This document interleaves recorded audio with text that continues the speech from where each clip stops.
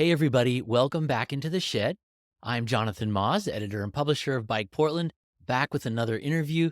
Today, I've got a conversation to share with you with Joe Cortright. A lot of you know Joe from his work with No More Freeways, which is a nonprofit group that is fighting freeway expansions throughout Oregon, especially in the Portland metro region. Joe's also a contributor to City Observatory, which is a website and think tank. I'm sure you've read some of their articles. He's also a principal at Impreza. It's an economics consulting firm based right here in Portland. I wanted to talk to Joe because he has some concerns about a study recently published by ODOT called the Highway Cost Allocation Study. This is something ODOT's been doing for a long time. It never really gets much attention, but it is an important study, and even more so as ODOT is searching harder and harder for revenue and trying to find who to tax how much to make their budget balanced. There's a few issues that Joe has with this study in particular that he reached out to me that he wanted to share. So what exactly is the Highway Cost Allocation Study? It's something that ODOT has published for the past 70 years. The latest one came out in fall, and it's just now getting a lot more attention, in no small part because the Oregon Truckers Association recently filed a lawsuit on behalf of several trucking companies against several Oregon state lawmakers, saying that truckers are overpaying their share of road taxes given what they're getting back. The purpose of the study itself is to, and I can quote from Oregon statute because it's something that is done by law in Oregon, it determines the share that each class of road users should pay based on their respective share of costs for maintenance, operation, and improvement of Oregon's highways, roads, and streets. And part two, if necessary, recommend adjustments to existing tax rates and fees to bring about a closer match between payments and responsibilities for each vehicle class. So that's what the Highway Cost Allocation Study is. And what Joe has some issues with is how ODOT came about their findings for their current one, which covers 2023 to 2025. So I won't get more into details about this stuff because I want to have Joe cover it. So let's get right to it. One quick housekeeping note is that because I'm still getting used to this new workflow with doing more interviews like this, it took me about 10 or 11 minutes into our conversation before I realized I was not even speaking into my mic. So that first 10 minutes or so of audio is really not what I would prefer, and I apologize that it's not excellent audio, but next time I won't make that mistake. So let's get right into this conversation. This is Joe Cortright, and we're talking about ODOT's Highway Cost Allocation Study. We are here right now with Joe Cortright, who is an economist and also a co-founder of No More Freeways, which is a group that fights freeway expansions all over the state of Oregon. Joe, thanks for being here. My pleasure. Today, we want to talk specifically about something called the Highway Cost Allocation Study. Can you just tell us the kind of quick summary of what the Highway Cost Allocation Study is? Sure. And there are a couple layers to it. The premise is a real simple premise, which it says different classes of highway users ought to pay a fair share of the cost of the transportation system. And as far as ODOT's concerned, there are essentially two classes of highway users, big trucks and everybody else. So there's a provision in the Oregon Constitution and Oregon statute that says we should have a fair allocation of those costs. And in order to figure that out, every couple of years, ODOT does what's called the Highway Cost Allocation Study. And that's the nerdy, Byzantine, and largely opaque process that tries to make some estimates of how much each class of vehicles contributes to ODOT costs and how much it contributes to revenues. And most of the time it comes back and says, the balance between big trucks and big trucks pay the weight mile tax, right. And then everybody else pays fuel taxes. And that's basically how the costs are divided. And in the past, it's come back and said they're roughly in balance. And so everybody just shrugs and says, okay, we're fine. And we'll go ahead. I was thinking of 2017 is because that's when the big House Bill 2017 passed this really large transportation package, which included a lot of new taxes. I think for the first time, the lawmakers actually they told ODOT they had to build these big highway projects. And there was also a lot of taxing to make that happen. I feel like it's 2017 where the trucking industry started watching the Highway Cost Allocation Study a little more closely because those additional taxes were hitting them as well. And they were also looking to see, are those freeway expansions going to happen as a result of these new taxes? Yeah, and just for clarity, the House Bill 2017 in the 2017 session basically added a dime to the gas tax and made a proportionate increase in the weight mile tax. And the idea behind those increases was to increase it by about the same amount for both classes of vehicles, with the idea that you have this periodic cost allocation study. Right. Okay. Back to the study itself. What is your primary concern about what this study is saying? Well, there are two big issues here. The first is ODOT and the Truckers Association are walking away from the study with a conclusion that somehow trucks are suddenly paying much, much more than they should be, that they're not paying their fair share. And the part that gets left out of that telling is that the reason for that is not so much because trucks suddenly started paying more money or cars are paying less money. It's because ODOT has shifted what it spends its money on. And the way the cost allocation study works is it tries to figure out what kind of vehicles require what expenditures. And to make it, and it's very complicated, but make it very simple.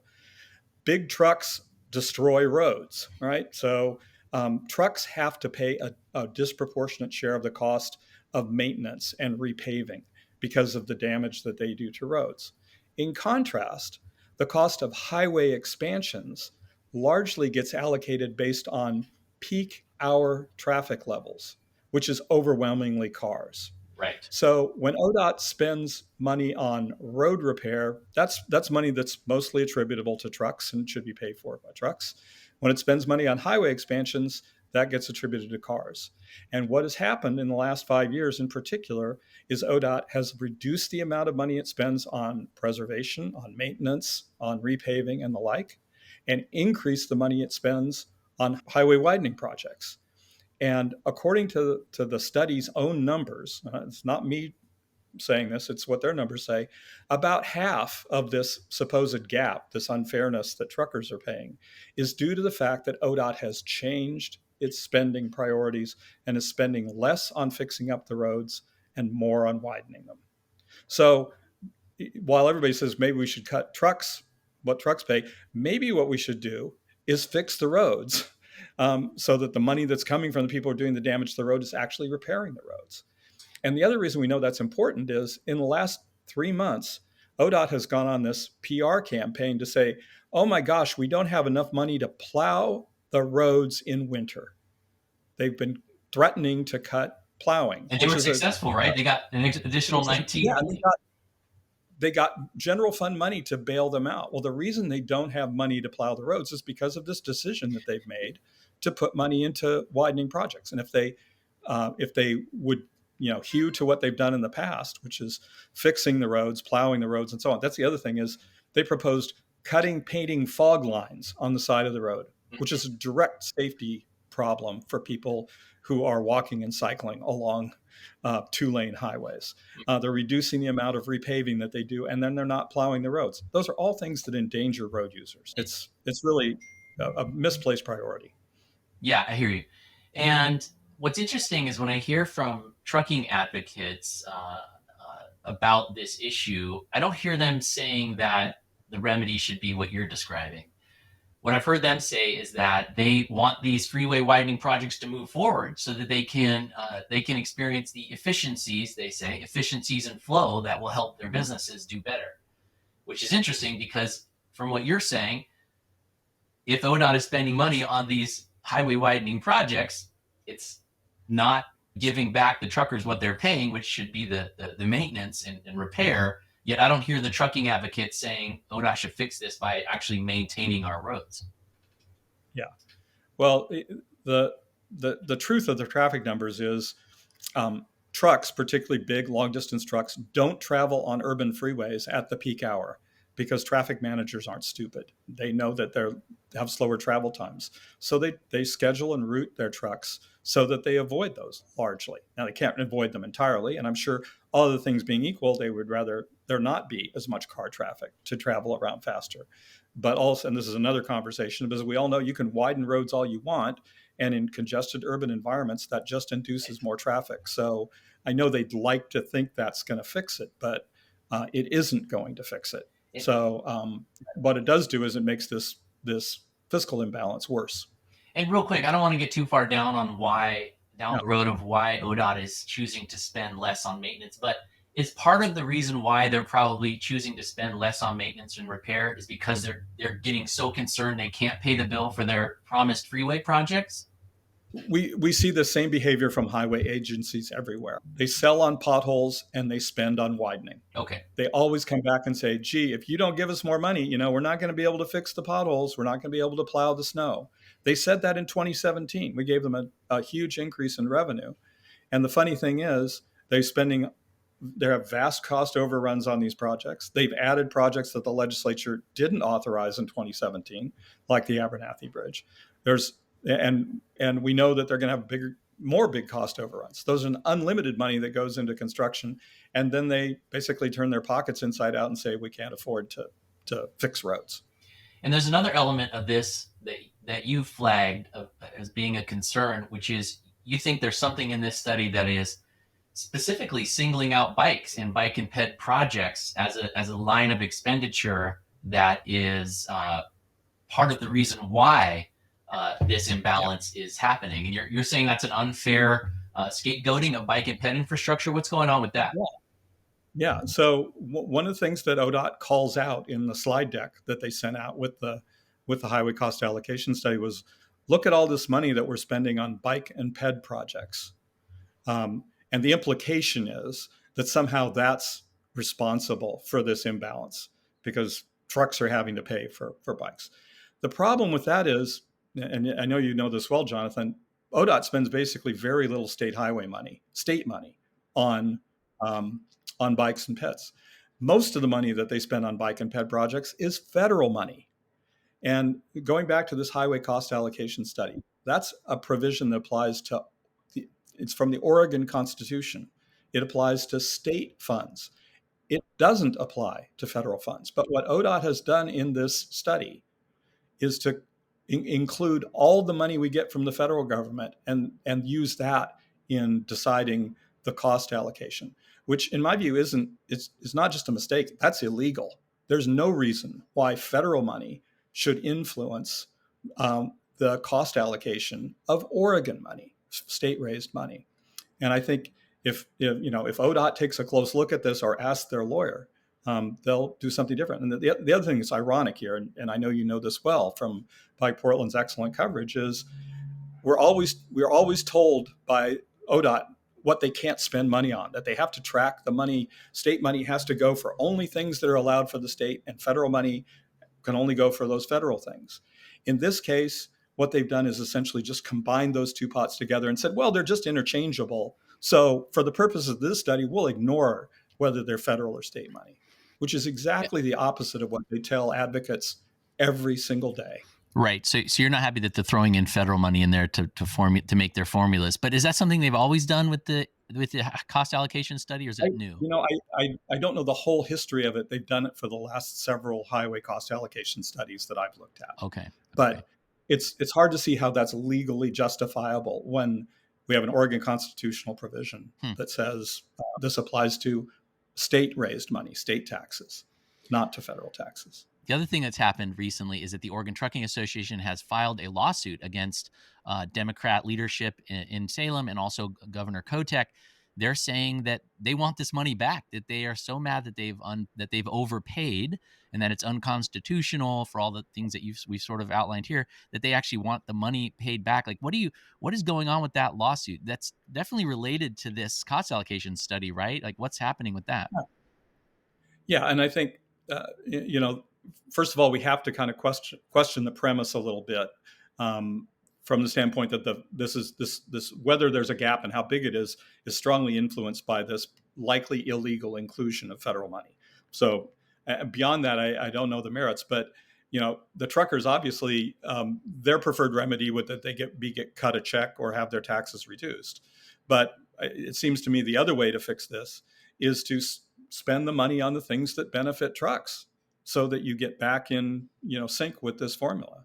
And we know if we shift money back to what we've historically spent it on, repairing the roads, fixing, paving, operating and maintenance costs, and so on, then we could rectify the problem that way as well. Um, but if you have to give back a bunch of money to trucks, then that worsens ODOT's budget situation, no question. I want to make one thing clear here, which is that this study is actually done by a third party group. It's not an ODOT author, right? And it's got a panel. Sarah Anarone, the executive director of the Street Trust, which is a nonprofit that advocates Mhm. for biking, walking, and transit. She sat on like the study review committee or whatever it was. So, given your concerns and the serious things you flagged, I think it's worth mentioning to folks that this is a third party author, and how do they justify reaching these conclusions if there are these flaws that you're pointing out? Well, first of all, to be fair, the study does include this observation that says about half of the reason for this supposed gap is because of ODOT's changing priorities. Now they've chosen to ignore that, but the report documents very much to its credit. The second issue is one that I think, it's groupthink or tradition or whatever. It's somebody decided this would be easier to do it this way, and they did it that way. But I think again, it's of questionable legality, and nobody caught it. That needs to be fixed. You Hmm. need to back all the federal money out of this calculation.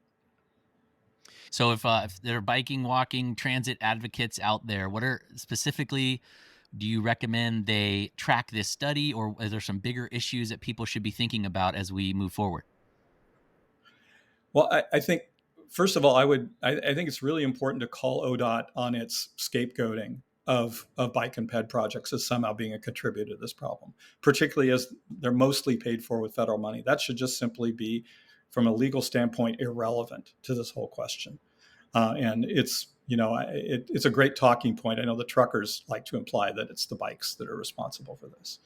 But beyond that, I think whenever we argue for more transportation options, bike, walk, ped, transit, rail, and so on, we're told we can't help you because of the color of money.